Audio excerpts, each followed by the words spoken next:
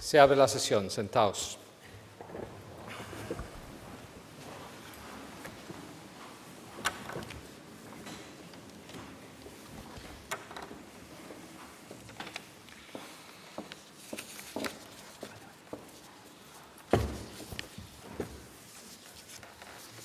Bueno, muy buenas tardes, bienvenidos todos.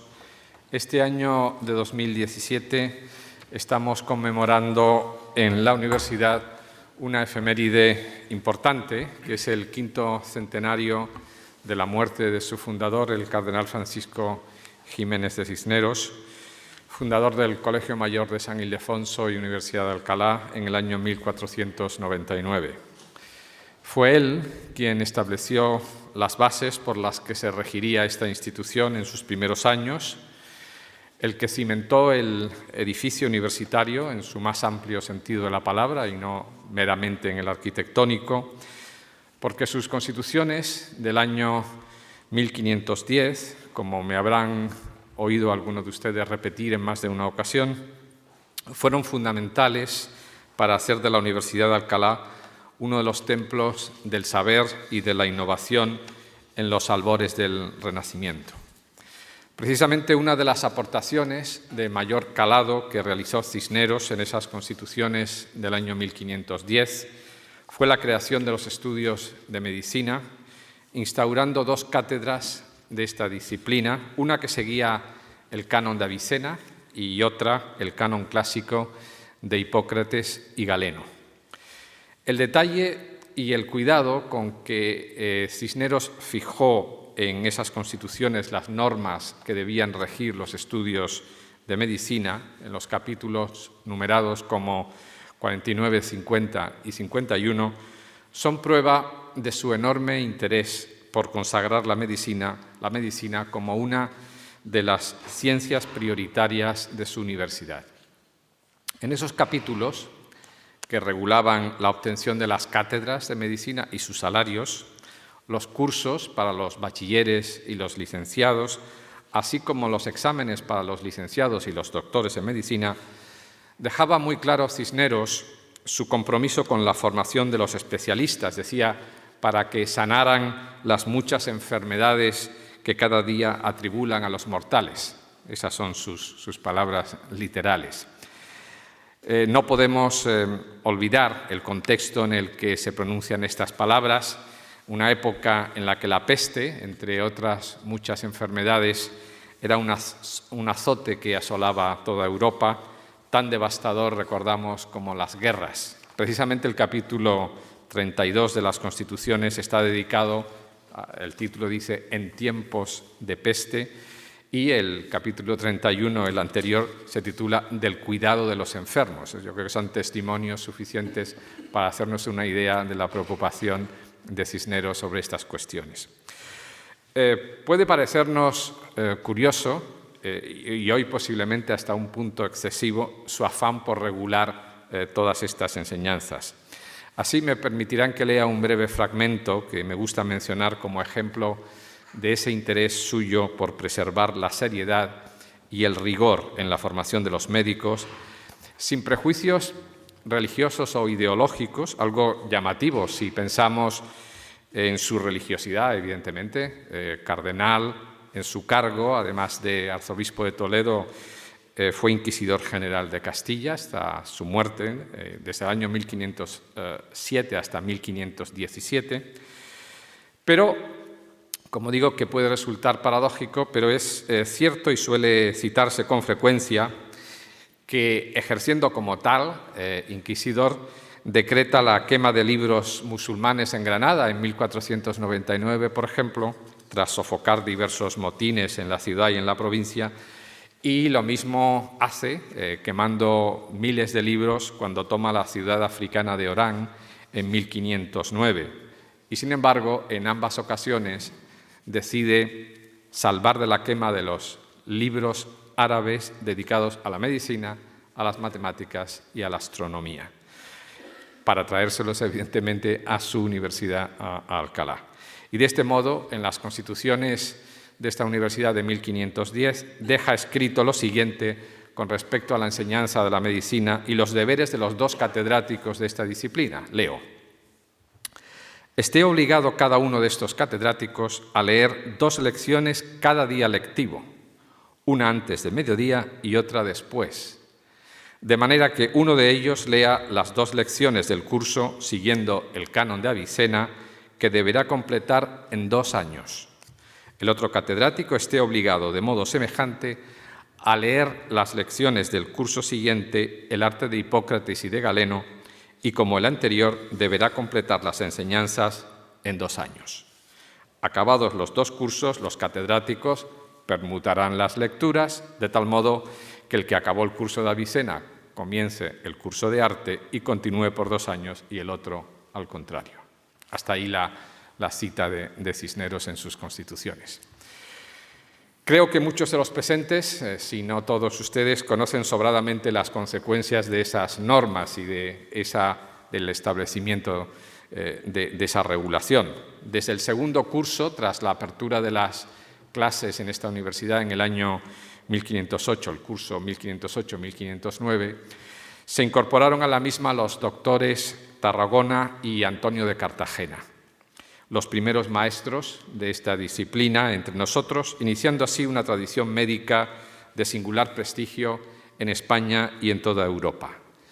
Después de ellos, en las décadas siguientes, a lo largo del siglo XVI, y naturalmente con posterioridad, abundan los grandes nombres de la ciencia médica y de la cirugía del Renacimiento, como Andrés Laguna, al que conmemoramos hoy, Cristóbal de Vega, Fernando de Mena, Benito Arias Montano, Francisco Valles o Francisco Vallés, el divino Vallés, el urólogo Francisco Díaz o Juan Huarte de San Juan a lo largo del siglo XVI, y en sus postrimerías y durante el siglo XVII los de cirujanos como Luis de Victoria, Francisco Arceo y Francisco Hernández, entre otros. Sus obras, unas escritas en latín y otras en castellano, constituyeron los textos de referencia mundiales para el avance de la ciencia médica, y es un orgullo recordarlos hoy. Pero Alcalá fue siempre, desde sus comienzos, como todos ustedes conocen sobradamente, el templo del humanismo renacentista. El afán de Cisneros por recuperar el rigor en la formación de los eclesiásticos y luego también de los letrados que habrían de gobernar el imperio hizo que se prestara especial atención a las lenguas clásicas, de modo que los estudios de latín y griego, así como del hebreo, fueron marca de distinción de esta universidad durante todo el Renacimiento. Y fruto de ese prestigio, como es bien conocido, es la edición de la Biblia Políglota Complutense, cuyos 6 volúmenes vieron la luz en la imprenta de Brocard, que estuvo en esta ciudad, a pocos metros de donde nos encontramos ahora, en la esquina de la actual calle Libreros, entre 1514 y 1517. Hay que recordar este hecho en este contexto de referencia a la medicina, porque el conocimiento del latín y del griego era indispensable para el estudio de la ciencia médica. De hecho, nos puede parecer sorprendente hoy, pero algunos de los catedráticos de la lengua griega destacaron también por sus aportaciones relevantes en el campo médico. Andrés Laguna es, como conocen todos los presentes, un caso ejemplar en esa fusión del humanismo renacentista y de la medicina, además de un gran europeísta. Cuando rememoramos su figura, como corresponde hacer hoy en este Paraninfo, nos viene a la mente, entre otras obras, la conocida como el Dioscórides, ese tratado titulado en latín De materia médica, de aquel famoso médico griego del siglo I de nuestra era, Dioscórides, cuya obra conoció una singular difusión a lo largo de la Edad Media, el Renacimiento, tanto en su lengua original, en griego, como en latín y también en árabe. Fue precisamente Andrés Laguna, que anduvo por estas aulas de Alcalá entre 1536 y 1540, quien realizó una versión castellana muy aumentada y mejorada de ese tratado de farmacopea que se publicó a mitad del siglo XVI, en el año 1554, y fue reimpreso de manera inmediata al año siguiente, 1555, en Amberes. Sirva como testimonio de la gran aceptación que obtuvo el hecho de que se realizaron nada menos que 22 reediciones de ese tratado, de la adaptación de Laguna del Dioscórides, hasta finales del siglo XVIII. El texto base del que partió Andrés Laguna fue precisamente una versión latina impresa en esta ciudad, en Alcalá, en 1518, la de Jean de la Ruelle, que contó con la supervisión de Antonio de Nebrija. Hoy, 18 de octubre, estamos celebrando el día de San Lucas Evangelista, que es el patrono de los médicos. Es también la fecha en que tradicionalmente empezaban las clases en la Universidad de Alcalá. Hasta esa fecha figura inscrita en las Constituciones de Cisneros de 1510, que establecía en el capítulo 2, de manera inmediata tras empezar las Constituciones, establecía, como digo, que dice en la vigilia, o víspera diríamos hoy, del inicio del curso académico, o sea, el 17 de octubre de cada año, se reunieran todos los colegiales del Colegio Mayor de San Ildefonso en la capilla para elegir al rector, que se elegía para cada curso académico, justo el día antes de que comenzara el mismo, y así al día siguiente, o sea, el 18 de octubre, que es tal día como hoy, empezaban las clases. Cuando hace ahora 40 años, a partir de 1977, la Universidad de Alcalá volvió oficialmente a abrir sus puertas tras un largo periodo de cierre que duró 140 años. El comienzo del curso escolar se hacía coincidir día más, día menos, con el 18 de octubre para recuperar la tradición cisneriana. Sin embargo, hace menos años, a raíz de la implantación del Espacio Europeo de Educación Superior, el inicio de las clases adelantó más de un mes. Todos ustedes saben que empezamos ya la primera o segunda semana de septiembre las clases, con lo cual pareció que no era conveniente hacer la inauguración oficial 5 semanas después de comenzadas las clases, porque la situación, francamente, hubiera resultado muy artificial. En ese momento se produjo la feliz circunstancia del encuentro entre la Fundación Lili y la universidad. Y acordamos reforzar los vínculos ya existentes entre nuestras dos instituciones, estableciendo precisamente la lección magistral Andrés Laguna.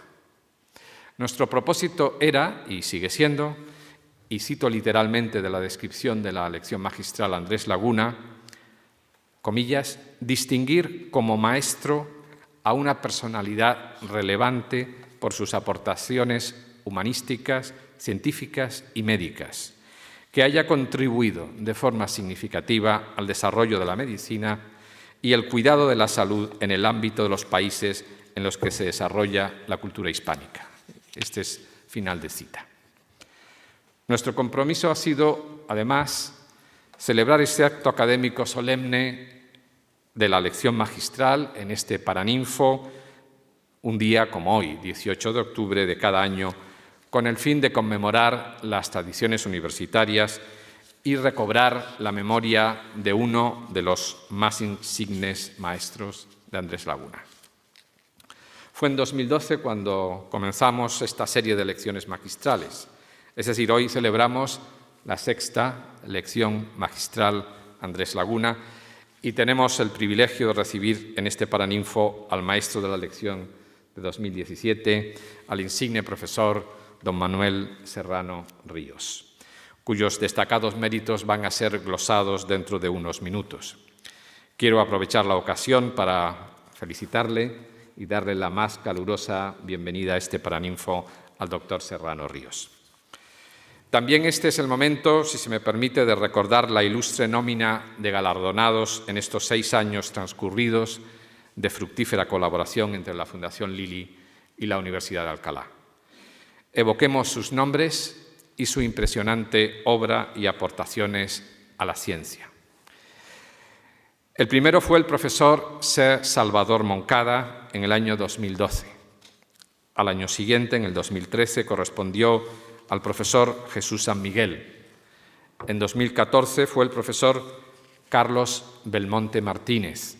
En 2015, el profesor Antonio García García. Y el pasado año 2016, el profesor Francisco Ayala. Hoy tenemos el privilegio, como digo, de la feliz incorporación a esta nómina del profesor Manuel Serrano Ríos. No quiero finalizar estas palabras de introducción al acto y de bienvenida a todos ustedes sin antes agradecer un año más a la Fundación Lili su impulso y entusiasmo en hacer de esta lección magistral una gozosa realidad. Muchas gracias, presidente, estimado Javier Illena. Gracias también, querido José Antonio Sacristán, director de la Fundación. Y gracias a todos los miembros de la Fundación Lili por vuestra colaboración y vuestro aprecio a la universidad. Muchas gracias asimismo a los miembros del jurado de la lección magistral, Andrés Laguna, y muchas gracias a los miembros del claustro universitario, profesores, estudiantes, personal de Administración y Servicios, así como a las restantes autoridades y asistentes que nos han hecho el honor de acompañarnos hoy en este solemne acto del 18 de octubre, Día de San Lucas Evangelista. Gracias.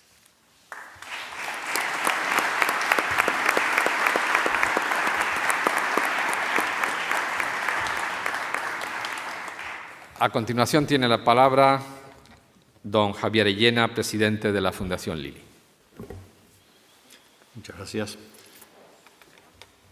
Buenas tardes, excelentísimo y magnífico señor rector, excelentísima señora vicerrectora de Investigación y Transferencia, patronos y miembros del Comité Científico de la Fundación Lili, miembros del Consejo de la Lección Andrés Laguna, autoridades académicas, distinguidos profesores, señoras y señores. En primer lugar, y como corresponde, lo primero que tengo que hacer es agradecer el que nos honren con vuestra compañía en un acto como el de hoy, que se ha convertido en una referencia en un día muy especial para nuestra fundación, porque lógicamente es un día que se ha ido consolidando en estos 6 años, que se ha convertido en toda una referencia. Pero deseo agradecer de forma muy especial hoy, una vez más, a la Universidad de Alcalá y a su rector, don Fernando Galván, porque desde el primer día hemos tenido un enorme apoyo, comprensión y flexibilidad para apoyar esta iniciativa, que hoy llega a la 6ª edición y que convocamos conjuntamente desde entonces. La verdad que es un día muy especial porque forma parte de una larga historia de proyectos comunes entre la Fundación y esta institución, de la cual estamos especialmente orgullosos por la generosidad con que nos sentimos tratados. Fruto de esta rica colaboración, y esto es algo que ha ocurrido yo creo que alrededor de la primavera de este año, fue la creación del aula Andrés Laguna.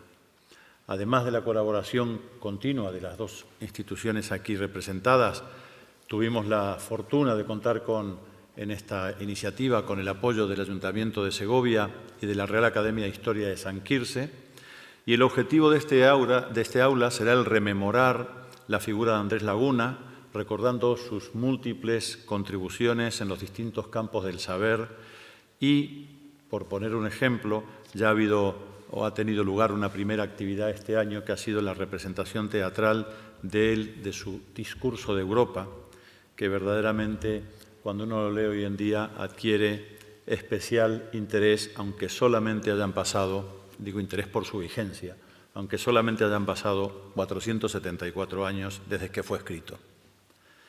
La Fundación Lili tiene como objetivo fundamental contribuir al desarrollo de la sanidad española y fomentamos y apoyamos en ese sentido la investigación, la divulgación del conocimiento científico y la formación. Todas las actividades son necesarias para encaminar y promover el humanismo médico y los valores clásicos de la medicina que siempre han constituido uno de los ejes centrales de nuestra fundación. Siempre hemos entendido que para practicar una buena medicina no basta con la ciencia y por ello apostamos por una medicina humanista que esté centrada en la persona.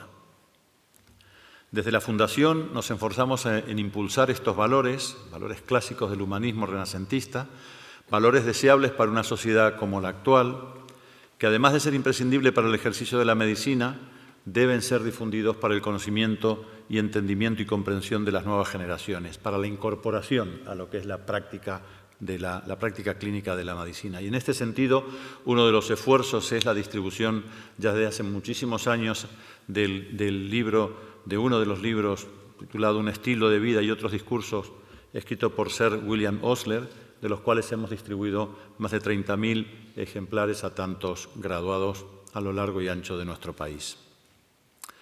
En este acto, el profesor don Manuel Serrano Ríos pronunciará su lección magistral.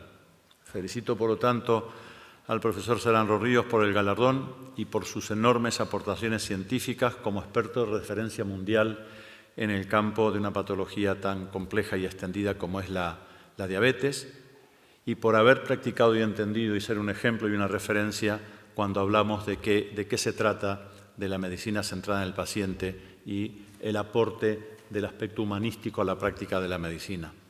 Por esta faceta tan presente en su práctica, en su personalidad y en su pensamiento, estoy seguro que nos recordará a nuestro médico renacentista más universal, Andrés Laguna, quien nos mostró con su ejemplo que la ciencia, el esfuerzo y la generosidad son los ingredientes más importantes, no solo para el médico, sino también para lograr una sociedad más próspera y más justa. Para finalizar, no puedo dejar pasar la oportunidad para agradecer y reconocer una vez más al magnífico rector, don Fernando Galván, ya que este acto nos encuentra o coincide con la finalización de su mandato, y agradecer, como dije antes, por la receptividad y el apoyo constante a esta iniciativa. Ha sido un verdadero placer contar con el señor rector y, por lo tanto, estoy seguro que todos le echaremos de menos en un 18 de octubre. Muchísimas gracias a todos.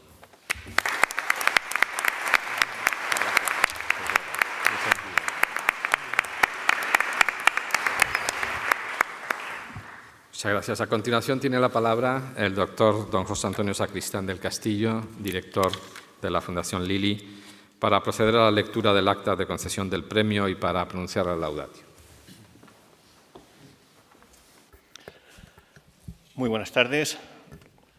Excelentísimo y magnífico señor rector, excelentísima señora vicerrectora de Investigación y Transferencia, señor presidente de la Fundación Lili, miembros del Consejo de la Lección Magistral Andrés Laguna, autoridades académicas, distinguidos profesores, señoras y señores, como secretario del Consejo de la Lección Magistral Andrés Laguna, me corresponde dar lectura al acta de nombramiento de maestro de la sexta lección magistral de 2017.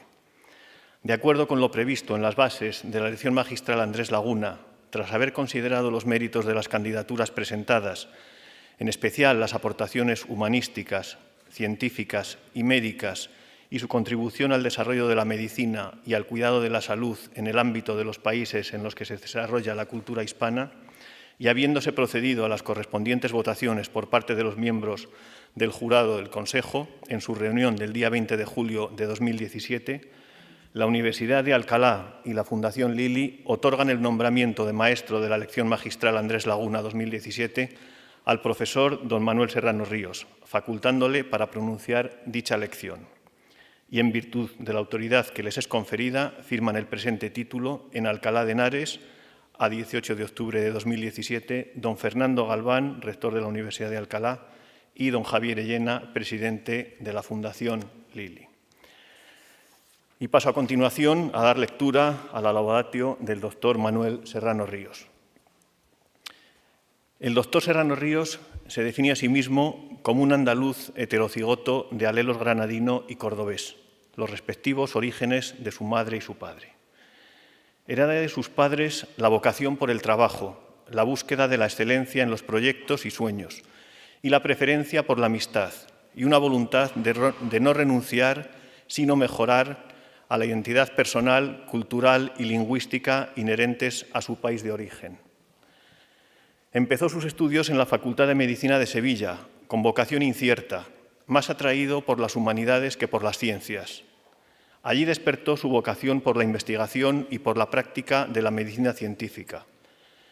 Se licenció en Medicina en la Facultad de Medicina de la Universidad Complutense con las más altas calificaciones. De su etapa universitaria recuerda que decidió aplicar el consejo de Ortega y Gasset y no pasar por la universidad solo acumulando conocimientos, sino sobre todo modos y formas de pensar. Del Colegio Mayor Jiménez de Cisneros, heredero del espíritu de la institución libre de enseñanza, le cautivó el ambiente de camaradería, la libertad y la enorme oferta de actividades culturales. De su paso por la facultad, la admiración e influencia de sus maestros, y muy especialmente conserva el recuerdo de pasar visita médica con don Carlos Jiménez Díaz, de fuerte carácter que, según relatan, cuando se sentaba en la cama del paciente se transformaba y combinaba la máxima erudición, ingenio y habilidades con la mayor cercanía y afecto hacia la persona enferma. La pasión por el estudio y la investigación le cautivaron desde su etapa en la Fundación Jiménez Díaz, en el Instituto de Investigaciones Clínicas y Médicas, donde, tras una estancia becada en el New York Medical College, junto al profesor Levine, uno de los grandes endocrinólogos americanos, creó su propio grupo casi sin recursos económicos. En la Fundación Jiménez Díaz pasó el doctor Serrano Ríos 18 años, ocupando los puestos de becario de investigación de gastroenterología y diabetes, investigador asociado, médico adjunto, jefe asociado y jefe de servicio de medicina interna. Posteriormente ocupó los puestos de profesor adjunto de la Universidad Autónoma de Madrid, agregado de la Universidad Complutense de Madrid, catedrático de la Universidad de Oviedo, jefe de servicio de medicina interna del Hospital Ramón y Cajal, donde fundó y dirigió el Laboratorio de Investigación de Diabetes y Metabolismo, y finalmente, desde 1986, catedrático de medicina interna y jefe de servicio en el Hospital Clínico San Carlos, donde sucedió a figuras de la talla de don Manuel Díaz Rubio y don Amador Schuller. Es en dicho centro donde, según sus propias palabras, ha desarrollado la etapa más equilibrada, serenamente activa, productiva y gratificante de su vida personal, académica e investigadora. Allí fundó y dirigió también el Laboratorio de Investigación de Diabetes, Obesidad y Aterosclerosis. En el campo de la investigación, las aportaciones del doctor Serrano Ríos son innumerables. Destacan sus investigaciones científicas en el área de la fisiopatología de la secreción de insulina en humanos, la epidemiología y genética molecular de la diabetes mellitus, obesidad, resistencia a la insulina o síndrome metabólico. Autor de más de 320 trabajos publicados en revistas nacionales e internacionales, 230 de ellas indexadas en PubMed, 80 capítulos de libros, 370 comunicaciones científicas a congresos y presidente de más de 280 sesiones científicas en conferencias nacionales e internacionales. Entre otros muchos galardones, es doctor honoris causa por la Universidad de Granada y por la Universidad Cluj-Napoca en Rumanía. académico de número de la Real Academia Nacional de Medicina desde 2009, académico honorario extranjero de la Academia Nacional Argentina, medalla de oro Adegorn en investigación diabetológica, medalla de oro de la Sociedad Española de Nutrición Básica y Aplicada y también a la mejor trayectoria científica de la Sociedad Española de Diabetes. Pero si las aportaciones científicas del doctor Serrano Ríos son excepcionales, los méritos que ha considerado el jurado de la lección magistral Andrés Laguna para hacerle merecedor del reconocimiento que hoy celebramos en este Paraninfo de la Universidad de Alcalá van mucho más allá y tienen que ver con su concepción humanista de la medicina y de los valores renacentistas que Andrés Laguna encarnó a la perfección. Quizás esa temprana vocación por las humanidades haya sido la causa de que el profesor Serrano Ríos comparta muchos de los valores de los grandes hombres del siglo XVI, su curiosidad y su pasión por el estudio, por estar al día de los últimos avances no solo de su especialidad, sino de todos los campos de la medicina, junto con una memoria increíble, hacen que hoy pudiera hablarnos durante horas sobre los últimos artículos publicados en el New England Journal of Medicine. La búsqueda de la verdad, que siempre ha defendido con convicción y a veces con vehemencia, está para él por encima de cualquier interés personal. La lucha por sus sueños, sin pausa ni desaliento, a veces en circunstancias complejas y desfavorables, siempre con el apoyo de su esposa Teresa y de sus hijas. La admiración y el reconocimiento al legado de sus maestros. Maestros como Luisa Revuelta, profesora de literatura en su etapa de bachillerato en Córdoba y una de las personas que más influyeron en su vocación por las humanidades y su pasión por la literatura. La transmisión de ese saber a sus alumnos, a todos los que han disfrutado de sus clases de patología general o de patología y clínica médica, y a todos los investigadores a los que ha dirigido sus tesis, muchos de los cuales hoy dirigen departamentos universitarios y servicios clínicos en prestigiosas instituciones nacionales e internacionales, su consejo, compartido con Laguna, de completar la formación médica en el extranjero, su contacto mantenido con los mejores especialistas del mundo, con quienes sigue colaborando y, sobre todo, la búsqueda de la excelencia en tres actividades que pocas veces se integran, como el doctor Serrano Ríos ha sabido hacerlo: la investigación clínica, la docencia universitaria y la práctica médica. Pero ante todo médico, la práctica de la medicina como hilo conductor de todo lo demás. Porque, igual que sus maestros, no concibe una enseñanza de la medicina alejada de la cabecera del paciente, ni una investigación que no tenga como objetivo cercano la mejora de la salud de pacientes con nombre y apellidos. William Osler decía que existen dos formas de practicar la medicina: una medicina científica practicada con el cerebro y una medicina artística practicada con el corazón. Pues bien, el doctor Serrano Ríos sabe compaginar las dos de una forma envidiable. Él es quizá uno de los mejores ejemplos de que es posible practicar el arte de una medicina científica. Con este nombramiento como maestro de la lección magistral Andrés Laguna, reconocemos a un gran médico, un médico de vocación inicial incierta y apasionado por las humanidades, que durante su trayectoria vital se transformó en un gran médico humanista. Muchas gracias.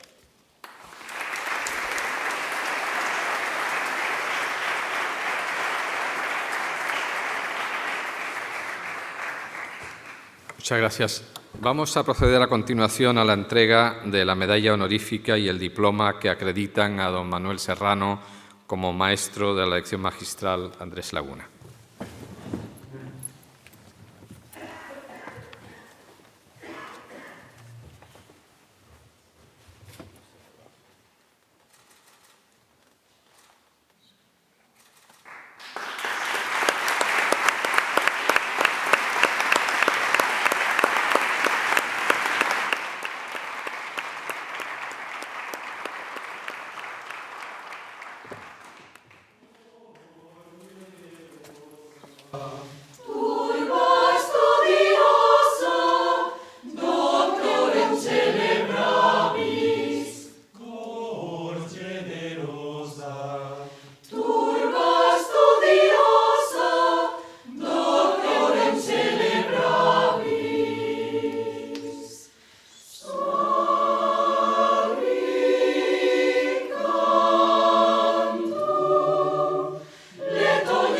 Decora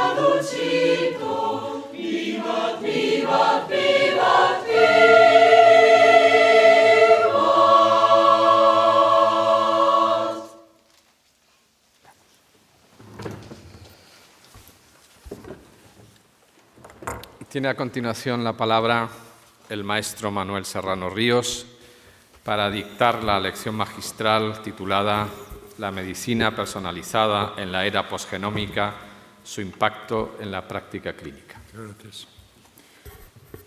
Excelentísimo señor rector magnífico de la Universidad de Alcalá, excelentísima vicerrectora de investigación, excelentísimas autoridades aquí presentes, don Javier Llena, presidente de la Fundación Lilly, doctor don José Antonio Sacristán, director de la Fundación Lilly, doctor don José Antonio Gutiérrez Fuentes, consejero honorífico, patronos y consejeros de la Fundación, queridos colegas, amigos, señoras y señores.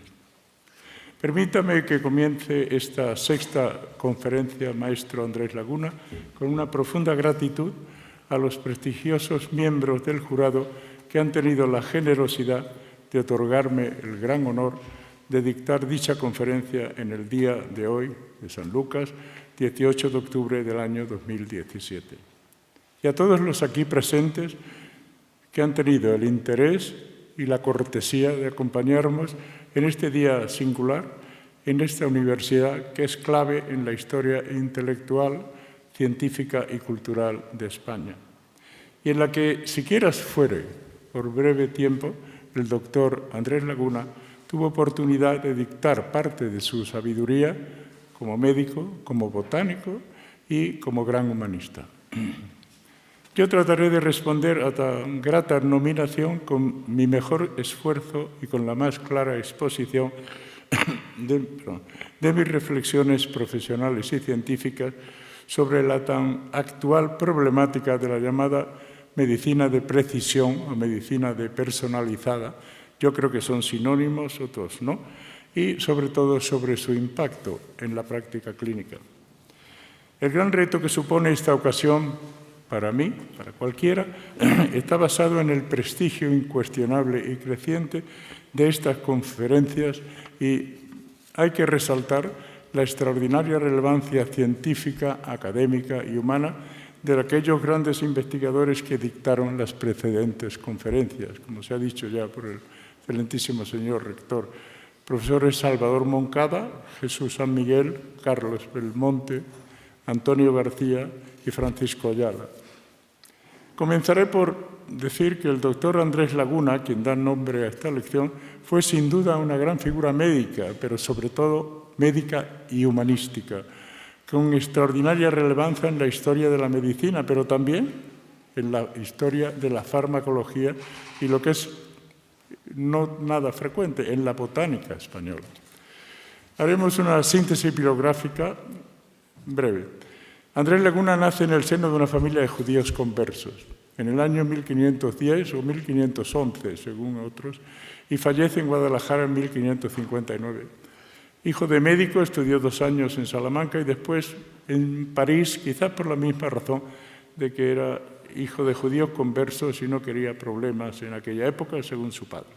Pero al mismo tiempo allí adquirió un gran conocimiento en las lenguas clásicas y después de esta sólida formación humanística fue un viajero impenitente. Prácticamente todas las grandes capitales de Europa fueron visitadas por él, no solo visitadas, sino que en algunas, como en Gante, pudo ejercer también su propia docencia.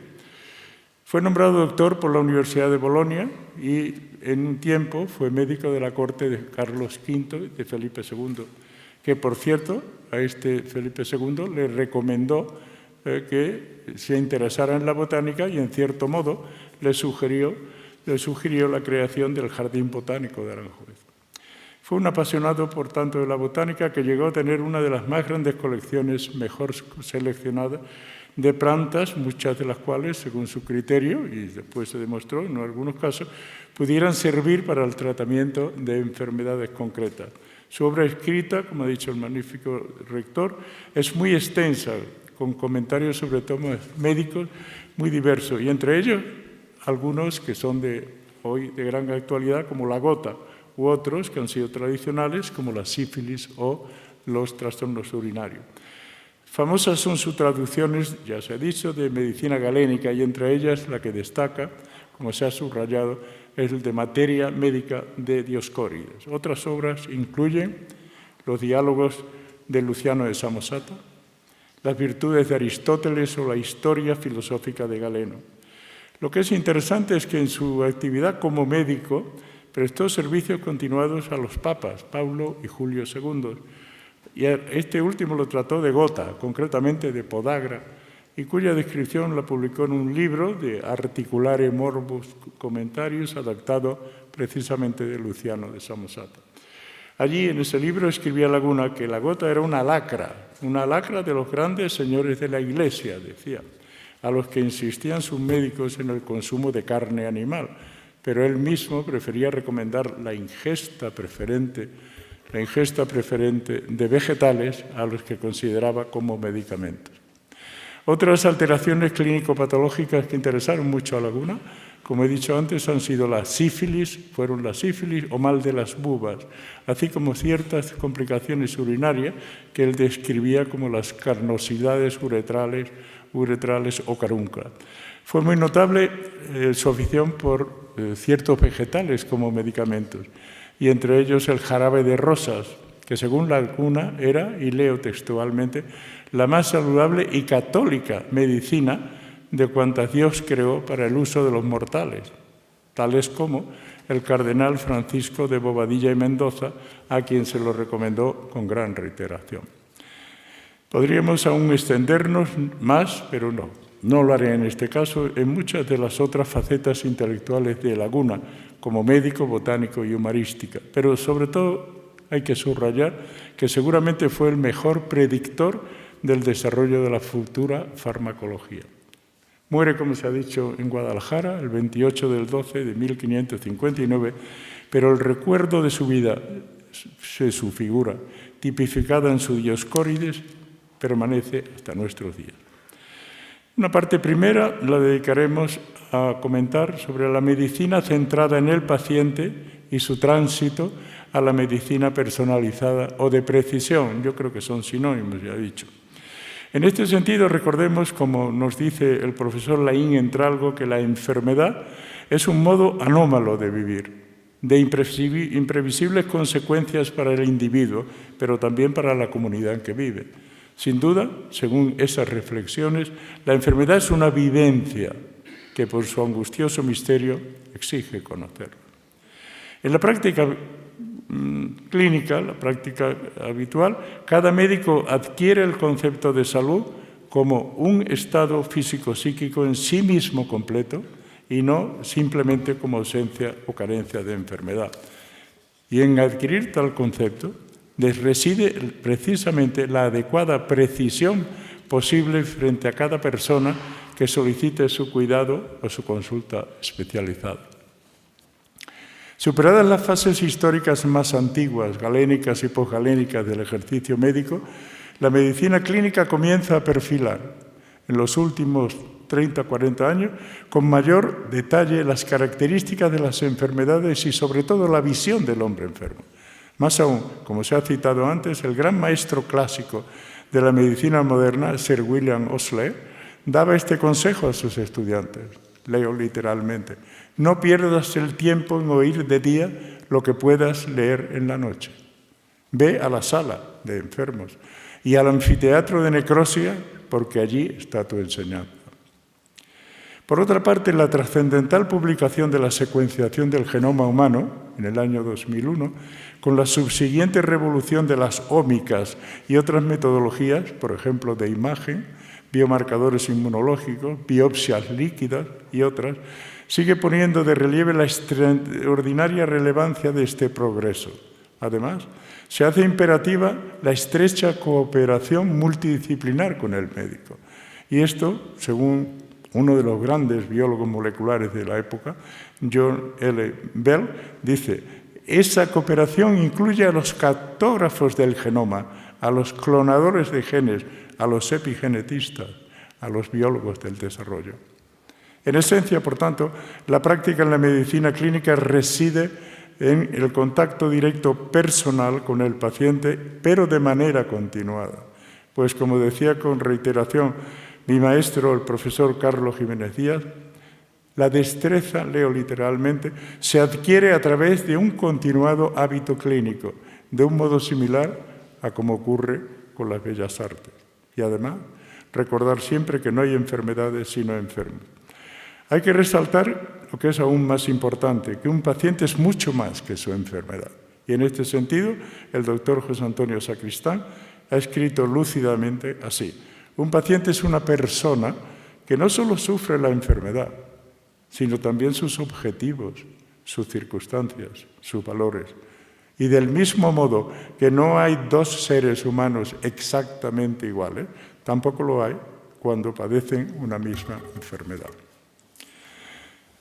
En este contexto se debe añadir que el tradicional estilo de la práctica clínica centrada en el propio médico ha cambiado en los últimos 20 años hacia una relación médico-paciente menos paternalista, lo cual ha sido tradicional. Y por ello la práctica médica ha evolucionado al considerar al propio paciente y a su entorno familiar como los verdaderos coprotagonistas de esa relación entre ambos, el clínico y la persona enferma. Y en esta última particularmente, iniciar a conocer sus características culturales, familiares, étnicas o de otro tipo, pues son claves para una comunicación más personal y más respetuosa con su médico. De aquí que en años recientes se hayan desarrollado nuevas concepciones teórico-prácticas, como son las denominadas medicina basada en la evidencia y, sobre todo, la medicina centrada en el paciente. Ambas han sido muy bien sintetizadas en artículos recientes, 2013, por el doctor José Antonio Sacristán. En primer lugar, la medicina basada en la evidencia tiene su origen en el desarrollo progresivo y múltiple de ensayos clínicos aleatorizados y sólidamente apoyados en la bioestadística y otros métodos de investigación cuantitativa. Las recomendaciones que proporciona esta medicina basada en la evidencia dependen naturalmente de la fortaleza de las fuentes de tal evidencia. Por tanto, serán muy recomendables aquellas que derivan, por ejemplo, de ensayos clínicos controlados, aleatorizados, o de metaanálisis, o de revisiones críticas y sistemáticas.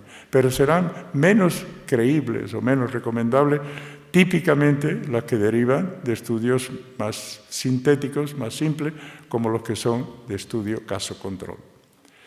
La medicina centrada en el paciente tiene, como subraya el doctor Sacristán, un enfoque individual, y reitera la absoluta necesidad en cualquier sistema sanitario de volver la mirada hacia el paciente entendido como persona.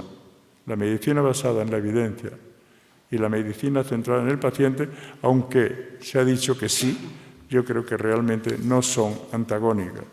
Pero tanto los clínicos como los investigadores biomédicos tenemos el reto de comprometer nuestras respectivas responsabilidades para lograr una connivencia entre ambos modos de ver la medicina. Parte segunda, de la medicina clínica a la medicina de precisión o personalizada. El término de medicina de precisión o medicina personalizada designa el concepto básico de aplicar las estrategias de diagnóstico y tratamiento disponibles en cada momento a la persona concreta, con nombres, apellidos y otras circunstancias, y que padece una enfermedad concreta, determinada. Esta individualización del diagnóstico y tratamiento difiere incluso sustancialmente de las estrategias de aplicación terapéutica que se han hecho con carácter de paciente promedio, según la experiencia hasta ahora practicada. Un momento crucial en la historia de esta medicina de precisión fue el día 30 de enero del año 2015, en el que el entonces presidente de los Estados Unidos de América, Barack Obama, presentó públicamente el proyecto llamado Precision Medicine Initiative, como, leo literalmente, un esfuerzo revolucionario de la investigación biomédica para aprender a mejorar la salud y tratar la enfermedad. Obama, convencido de la importancia y la viabilidad de estas promesas contenidas en la teoría y la práctica de la medicina de precisión, avaló de su bolsillo, entre comillas, presidencial una parte del coste económico del proyecto con 215 millones de dólares, de los que 70 fueron destinados a la oncología. Parece, por tanto, que el comienzo, sin embargo, de la medicina de precisión no fue este, sino la observación anterior de un fármaco, el Herceptin, se demostraba que era eficaz solamente en aquellos pacientes que eran portadores de una mutación en el gen HER2. En dichos pacientes, esa variante genética se sobreexpresaba en receptores específicos de la membrana celular cuya activación sería bloqueada por el fármaco Herceptin y así reduciría o incluso detendría la proliferación de las células tumorales en esa variante de cáncer de mama. Quizá esta popularidad de la medicina de precisión requiere unas breves reflexiones sobre su impacto potencial ya absolutamente real en la práctica de la oncología clínica, pero también en la investigación básica y en la práctica clínica en general. Y en este sentido, para quien pueda estar interesado, conviene recordar dos iniciativas muy importantes que se denominan Personalized Medicine Coalition o The 100,000 Genomics Project, ambas en Estados Unidos, pero difundidas a todo el mundo. Basta recordar aquí que la incesante revolución tecnológica en genómica y otras ómicas tiene un ejemplo en la tecnología denominada CRISPR-Cas9.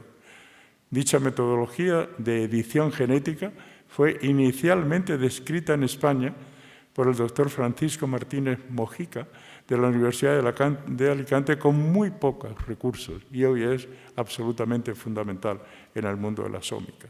Y entre muchas de sus aplicaciones ha permitido, por ejemplo, lograr en fase muy reciente la corrección de una severa miocardiopatía de base genética en un modelo murino. Asimismo, es muy importante subrayar que estas estrategias genotipo-fenotípicas pueden ayudar a modificar estilos de vida que no son saludables o que tienen un elevado riesgo de provocar alguna enfermedad como el cáncer u otro. Y en este caso sucede como en el hábito de fumar. El hábito de fumar cuyos riesgos son bien conocidos, pero cuyo abandono por la mayoría de los fumadores representa un reto muy difícil o incluso imposible de vencer.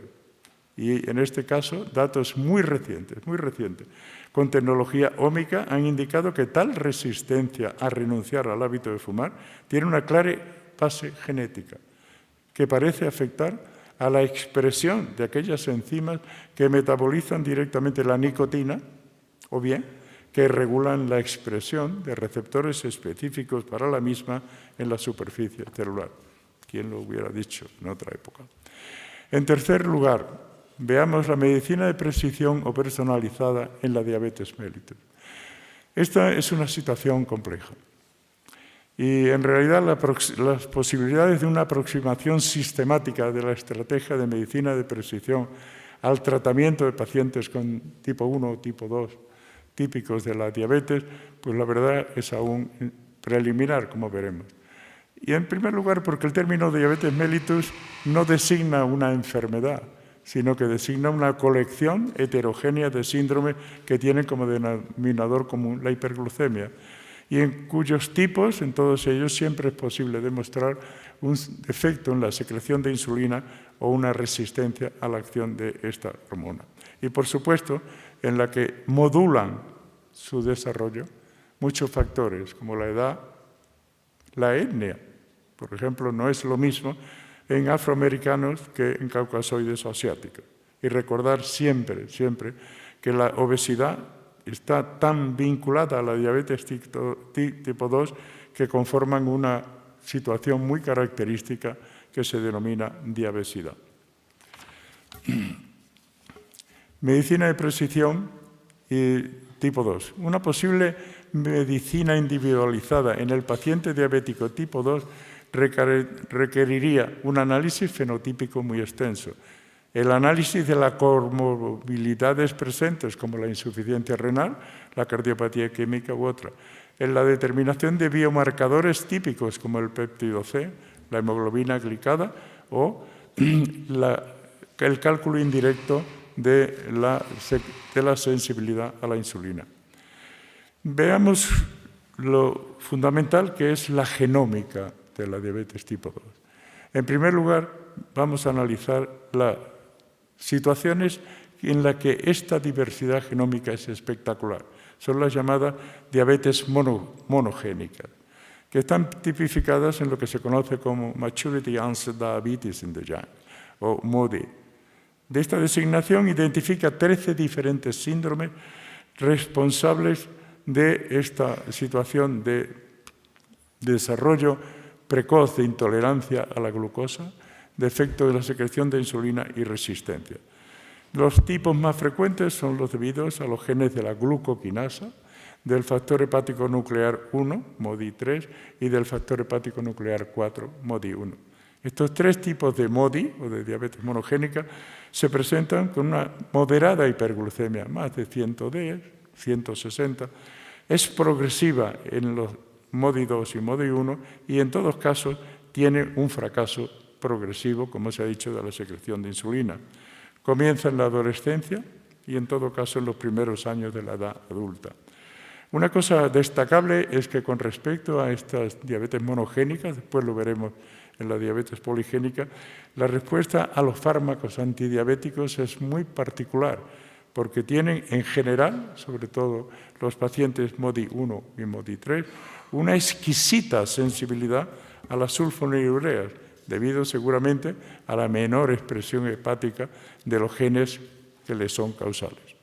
Y por esta razón, en este tipo, y esto es importante en la práctica, la dosis requerida de estos fármacos para controlar la glucemia es nada menos que 10 veces menor de lo que se requeriría en otros casos, con el consiguiente riesgo si esto no se sabe.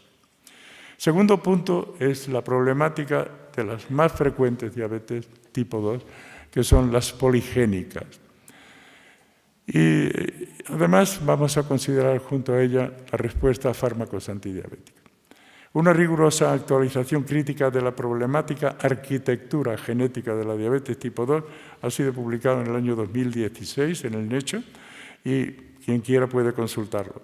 Pero lo que es importante es que no hay más de 100 LOCI identificados por la tecnología muy distinta, la secuenciación extensa del genoma, los genes candidatos, que no explican, en todo caso, estos 100 LOCI, más allá del 15% de la causalidad genética de la diabetes tipo 2. Es decir, que desconocemos una gran cantidad de esta predisposición. Muchos estudios se han publicado hasta ahora de secuenciación extensa del genoma, incluso entre ellos me gustaría mencionar los que se han hecho con nuestro grupo, que son varios, originales en colaboración con otros internacionales, utilizando sobre todo el seguimiento de la población general y con diabetes de la provincia de Segovia, y que continuamos desde hace 10 años. Y en este escenario tenemos una situación que es interesantísima y reciente, que es la posibilidad de predecir la diabetes tipo 2 en el estudio de un solo gen asociado a la regulación de la glucemia. Esta circunstancia ha sido demostrada por Manu Saki y colaboradores en el año 2016 en individuos de un grupo étnico muy particular, que son el grupo Inuit, muy frecuente en Canadá y en Alaska. En este estudio, que es uno de los más convincentes, se hizo una secuenciación extensa del exoma en muestras de ADN y los resultados demostraron que el 27% de los individuos que portaban 2 copias de una mutación concreta en un gen determinado presentaron niveles más elevados de glucosa postprandial. O sea que sería posible anticipar el desarrollo de hiperglucemia en estos individuos. Por otra parte, otro estudio interesante de K. Estrada y colaboradores demostró en el año 2016 también que en la población latinoamericana con diabetes tipo 2, los portadores de un polimorfismo sin sentido, en el gen precisamente del hepático nuclear 1A, presentan una mejor respuesta a las sulfonilureas que a otros fármacos hipoglucemiantes. Es decir, estamos viendo cómo la genética va modulando la respuesta farmacológica.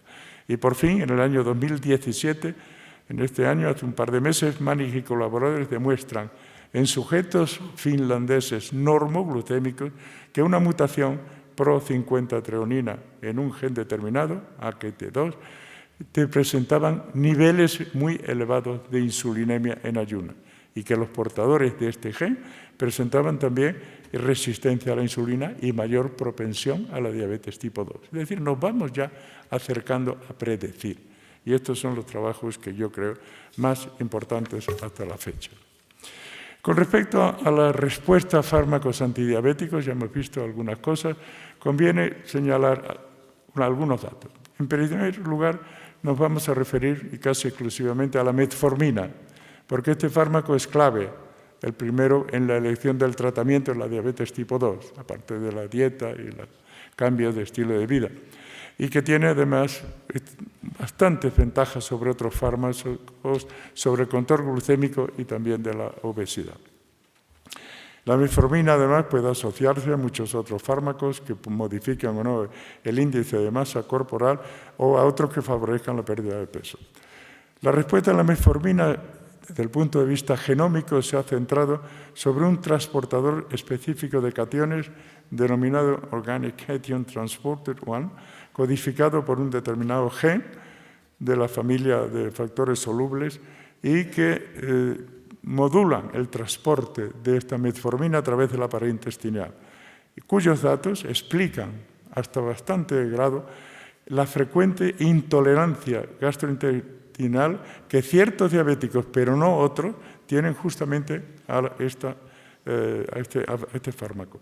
Y que dicho efecto parece más frecuente en aquellos individuos que eran portadores de 2 alelos mutantes en dicho gen. O sea que ya también en la respuesta a fármacos vamos encontrando la predisposición genómica. Y respecto a las sulfonilureas, se han descrito numerosos polimorfismos en numerosos genes, por ejemplo, los que controlan la respuesta a las sulfonilureas, u otros factores como el llamado factor TCF7L2, que es un factor que regula múltiples funciones, o el del receptor de insulina tipo 1. Y adquiere un relieve especial, un interés, el gen del factor de transcripción TCF7L2, cuya variante genética nosotros hemos estudiado y demostramos que aumentan el riesgo de desarrollo de diabetes tipo 2 en la población española. Algún otro estudio retrospectivo ha investigado también el impacto potencial de ese gen sobre el uso de sulfonilureas en la diabetes tipo 2, con la conclusión fundamental de que estos fármacos son menos eficaces en los pacientes que tienen alelos de riesgo en ese genotipo. Y bueno, quizás merece la pena mencionar que a finales del 2016, un grupo dirigido por el doctor Connelly han demostrado que ciertas mutaciones en una enfermedad genética, desgraciadamente de muy mal pronóstico, es la ataxia telangiectasia, tiene un impacto capital en el control de la glucemia. Y curiosamente, en esa enfermedad, la diabetes es muy frecuente. O sea que ya vamos redondeando una serie de predicciones genéticas que podían hacerse. No obstante, podemos decir que hasta ahora la contribución de esos estudios genómicos son muy importantes, pero todavía son preliminares. Y que es difícil todavía poder ofrecer una visión apropiada para una medicina de precisión en este síndrome hiperglucémico. Pero antes de finalizar, creo que merece un comentario, siquiera sea muy breve, sobre la gran trascendencia de nuestro microbioma y de modo específico de nuestra microbiota intestinal, de los genes que albergamos en nuestro intestino en la etiopatogenia de la diabetes tipo 2. Podríamos decir en síntesis que la microbiota intestinal parte del microbioma total, bacterias, virus, hongos, está compuesta por unos 80 a 100 millones de bacterias genéticamente clasificables por ultrasecuenciación con el gen rRNA16 y que representa, por tanto, un auténtico metagenoma. Llevamos otro genoma dentro de nosotros que tiene una importancia capital, porque esta microbiota juega un papel determinante en la regulación de múltiples funciones fisiológicas esenciales para nuestra salud, como puede ser la homeostasis energética, el metabolismo lipídico de la glucosa o la regulación de las señales neuroendocrinas, entre otras cosas. Y que la alteración de esta microbiota es un factor etiopatogénico determinante en la diabetes tipo 2 y en la obesidad. En conclusión, la medicina de precisión ha aportado conocimientos muy importantes a las estrategias clínicas para el diagnóstico y tratamiento en un individuo dado, con un nombre específico, con unas características específicas y una enfermedad concreta. Que esta medicina de precisión puede permitir establecer las bases de toda recomendación de medicamentos con el principio inmutable de administrar la dosis correcta en el momento oportuno y en la persona enferma identificada como individuo único. Los resultados más notables están representados de la medicina de precisión en el gran número y diferentes tipos de cáncer. Hoy ya la mayoría de los cánceres se pueden y se deben tratar con esta aproximación, pero son emergentes todavía en la diabetes mellitus. Para su progreso en la práctica clínica es imprescindible que esta medicina personalizada se consolide y perfeccione necesariamente a través de los resultados de ensayos clínicos bien aleatorizados, realizados en grupos bien identificados de poblaciones definidas con un análisis crítico de los resultados y, desde luego, con el uso apropiado de biomarcadores genómicos, que ya no son tan caros, entre otras cosas, inmunológicos o de otro tipo. Por todas estas razones, creemos que la enseñanza de estas concepciones teórico-prácticas de la medicina de precisión, tan recientes aún, deben incluirse como disciplina ordinaria en la formación de futuros médicos de las facultades de medicina. De otro modo, difícilmente podrán poder ejercer bien su profesión. Y la propagación de la práctica clínica de esta relativamente nueva concepción es muy compleja, es muy costosa y tiene condicionamientos éticos. Por ello, se requiere no solo el esfuerzo de los profesionales médicos y no médicos, sino que también resulta esencial promover a nivel nacional e internacional una estrecha colaboración tecnológica y económica entre los centros científicos de mayor acreditación y prestigio. Asimismo, creo, es muy deseable que las compañías farmacéuticas de mayor solvencia, con experiencia investigadora y prestigio en la creación de novedosos fármacos, consideren primordial la adaptación de estos al perfil genético genómico del futuro destinatario como paciente. No obstante, todo médico debe recordar siempre las recomendaciones insertas en uno de los más famosos aforismos hipocráticos. Dice así: el médico clínico debe estar siempre dispuesto no solo a realizar su oficio por sí mismo, sino también a asegurarse la cooperación del paciente, de sus asistentes y del entorno que a todos nos rodea. Para concluir, la aplicación de la medicina de precisión es aún muy restringida, salvo en la práctica oncológica, por la compleja definición fenotípico-genotípica de cada paciente individual y por la propia preparación teórica y práctica del médico y el gran coste económico que exige. Permítanme que agradezca a la señora doña Yolanda Martín, a la doctora María Teresa Martínez, que han colaborado en la edición del texto de esta conferencia y en la búsqueda bibliográfica. Y finalmente, muy agradecido, muy profundamente agradecido otra vez al jurado de esta lección magistral, Andrés Laguna, por el gran honor que me ha otorgado y gracias a la distinguida audiencia que ha asistido a la presentación en honor del gran personaje histórico español, doctor Andrés Laguna. He dicho.